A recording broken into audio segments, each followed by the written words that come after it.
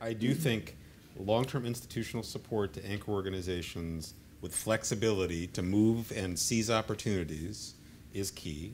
I think funding organizing, and particularly among the most disenfranchised communities in our country, is critical.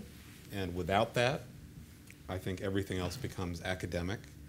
I do think there has to be a serious and sustained effort to fund civic participation as a piece of that. And, you know, I personally think it's scandalous that in this 2010 year, there is hardly a dime being spent on civic participation in the country. And then I think we need, Bill and I have talked about this, I mean, I think the other pillar of a strategy, and I'm not sure what the content is, kind of defer to you, is I do think there has to be a communication strategy that is serious and robust and at scale. It's not a boutique strategy, but that can get to where we need to go. You know, I agree with all those things, and I also, you know, tried, and we do in the article, try to sketch out some of the elements of what we need to build, and I think it has to be on a number of interconnected fronts. But I also want to say, you know, when you talked about the evangelicals and gay marriage, I mean, I have tended to see as a bright spot in recent months, as I see the kind of unraveling with the Tea Party and so on. I had tended to think that, well, you know, things are bad for immigrants and things are bad in the economy, but, you know, it looked to me like we were overcoming the, gay rights as a wedge issue, right? And they weren't being played out in elections that much and so on. I think that is to some extent true, and there's been a lot of forward movement. And I think that, you know, the longer term hope that we have, both on, let's say, immigration, is that we have a country that is more black and brown as well as white, and we have a diverse country that looks very different, and that inevitably change is going to come. And that younger people on a lot of issues have more progressive attitudes. They've grown up in a more multiracial society. They have better attitudes about gay marriage and so on, and the numbers are moving in the right direction. However, if you look on the one hand at SB 1070, you know, in Arizona, and the so-called Park 51 mosque episode, were the most virulent kinds of racism, really, that we've seen in a long time. And sadly, in the last couple of weeks, of the epidemic of suicides of young LGBT people. The civil society response to that has been really moving. But you know, you've got Carl Palladino out there and people who make no apologies for their bigotry.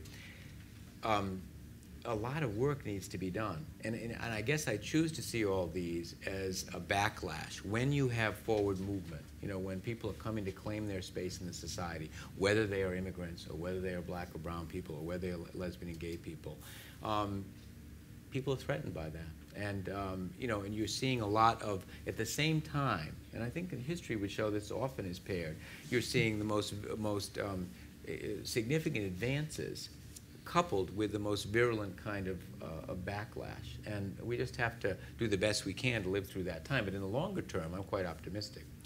Last point comes with the prerogative of the chair. As you talk, I think it was Oscar Wilde, it may have been George Bernard Shaw, who said, "It's the mark of a truly educated person to be deeply moved by statistics," and to see the reality that lies behind the statistics. And when you think about how do you defeat the power of big media and how do you overcome the power of money, it is always with human beings who want a better life and who are aggrieved at the situation that has been denied them. And I just brought these figures with me.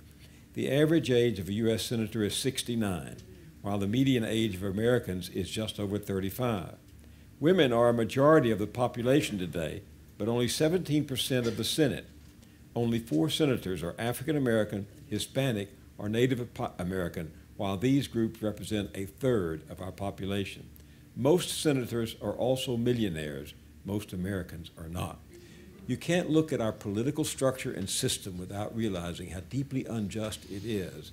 And revolutions come from those who want justice, even if they don't have money and even if they don't have media. So it seems to me you're on the right track, both of you, that if you can reach enough women and enough of the minorities and enough of people who aren't millionaires, you've got the makings of a really progressive movement.